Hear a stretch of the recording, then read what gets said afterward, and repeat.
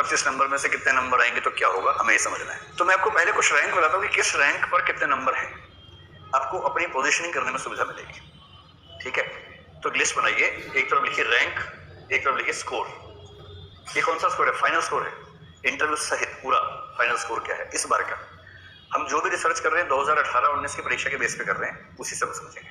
Rank 1, आप में से कम 100 लोगों का सपना होगा रैंक 1 पे जाना है। सेकंड तो हम एक्सेप्ट ही नहीं करेंगे। मुझे कई ऐसे बच्चे मिलते हैं चुपचाप अकेले में आके बोलते हैं सर सेकंड नहीं चाहिए, फर्स्ट ही चाहिए बस, आप दिलवा सकते हैं क्या? मैंने कहा मैं दिलवा सकता तो मेरा अपना आ जाता, मेरा अपना ही नहीं है तो मैं कैसे दिलवाऊंगा आपको भाई? तो नहीं सर, सुना है कि आप दिलवा सकते हैं। तो जिनका रैंक 1 का सपना कोई दिक्कत नहीं, आप रैंक 1 क्या, आप रैंक 0 का सपना देखिए, उसके ऊपर देखिए। रैंक 1 से भी ज्यादा नंबर लेके आने हैं, आप ये मान के चलिए। करना सिर्फ इतना कि टारगेट समझ लीजिए उस केस में क्या करना होगा। तो जो रैंक 1 है उसके इस बार 1121 नंबर हैं, सिर्फ 55%, जबकि आपके 70% थे ग्रेजुएशन में।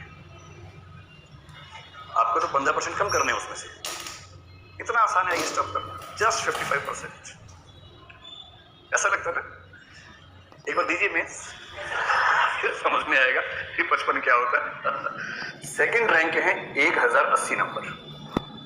मैं विशेष रूप से बता रहा हूँ कि पहले और दूसरे रैंक में 41 नंबर का अंतर है, जबकि आगे चल के देखेंगे कि एक नंबर पे 10 रैंक होंगे, लेकिन फर्स्ट और सेकंड में 41 मार्क्स का अंतर है।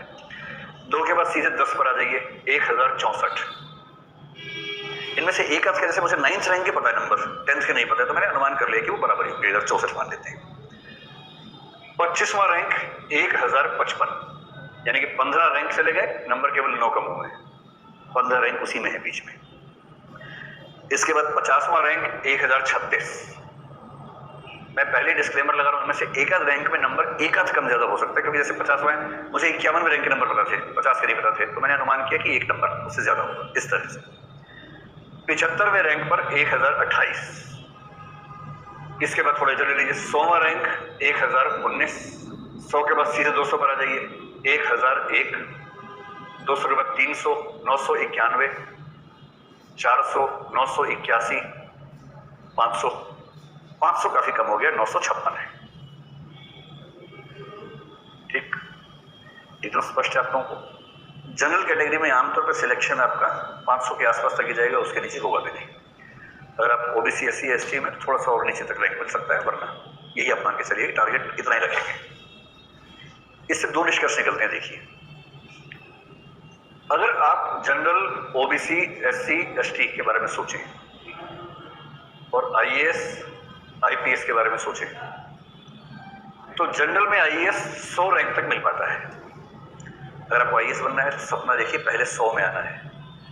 आपके चेहरे का भाव है पहले 100, हम तो 2 भी नहीं चाहते, सिर्फ पहला चाहिए आपको, तो पहले लेके आओ, कोई बात नहीं, ठीक है, नाराज मत हो आप लोग, पहले ही आप सबका पहला रैंक आएगा, चिंता मत कीजिए। तो लेकिन एक रीजनेबल टारगेट ये है कि भाई पहला आए तो बढ़िया है, यदि सेकंड आएगा तो मना नहीं करेंगे, चले जाएंगे उसके बाद भी, आईएएस में क्या दिक्कत है। और पहले 100 में कहीं भी आएंगे तो बनेंगे डीएम ही।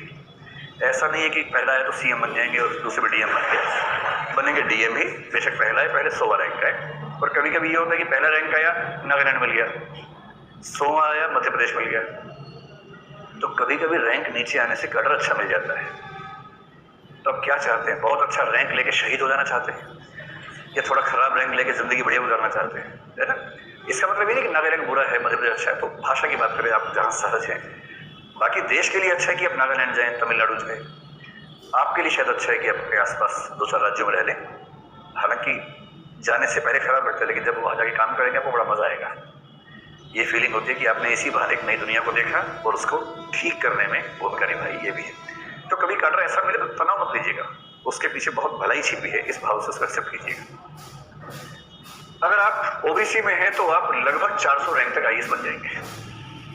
तो ध्यान रखना है, 100 और 400 में अंतर जो होता है केवल 38 नंबर का है, बहुत अंतर नहीं होता है। रैंक का अंतर ज्यादा हो जाता है, नंबर का अंतर ज्यादा नहीं होता है। अगर आप एससी एसटी में हैं तो पिछले साल तक 500, 550 तक चलता था, इस बार थोड़ा सा कम है। तो मोटा मोटा आप एससी मान लीजिए, इस साल को देखते हुए 450, इसको मान लीजिए 500, इससे 50 रैंक आगे तक ही जाएगा, लेकिन आप इतना मान के चलिए। जैसे ओबीसी में भी 450 तक कभी कभी मिल जाता है इस, पर आप दिमाग में रखिए 400 तक। तो आपकी जो भी कैटेगरी है उसके हिसाब से मन में सोच लीजिए कि कहां तक आपको आ जाना चाहिए, ठीक है? अगर आप आईपीएस बनना चाहते हैं, आप में से कुछ लोग आईपीएस बनना चाहते होंगे ना, सिंघम बनना चाहते होंगे, एक लिस्ट बना रखी होगी कुछ लोगों की कि तुम्हारे लिए ही आईपीएस बन रहा हूँ बेटा, एक बार बन जाओ, तुम्हें निपटाना है, ठीक से ठिकाने लगाना है तुम्हें। कई लोगों के मन में ऐसा भाव रहता है ना, रिवेंज के भाव से आते हैं आईपीएस बनने के लिए, कि मैं जिसे बिल्कुल महत्व नहीं देना चाहता सिर्फ उसके लिए आईपीएस बन रहा हूँ। क्या बात है, जिसको महत्व नहीं देना था उसके लिए 5 साल लगा रहा हूँ आईपीएस बनने के लिए। अगर आपको बनना है आईपीएस तो जनरल में मोटा मोटा ये है कि 200 रैंक तक आ जाइए, ठीक है। ओबीसी में आईपीएस चल जाएगा 100 रैंक और नीचे कर लीजिए 500, इनमें 600 कर लीजिए, राउंड फिगर है, 10 20 25 आगे पीछे हो सकता है आमतौर पर। और यदि किसी के जीवन का सपना ही आईएएस बनना है कि मुझे भारतीय राजस्व सेवा में जाके राजस्व कमाना है देश के लिए, अगर अपने लिए कमाए तो जेल में जाना तय है, जिंदगी काल कोठरी में गुजरेगी, ध्यान रखना। देश का राजस्व बढ़ाना है, जीएसटी कलेक्शन बढ़ाना है, इनकम टैक्स कलेक्शन बढ़ाना है।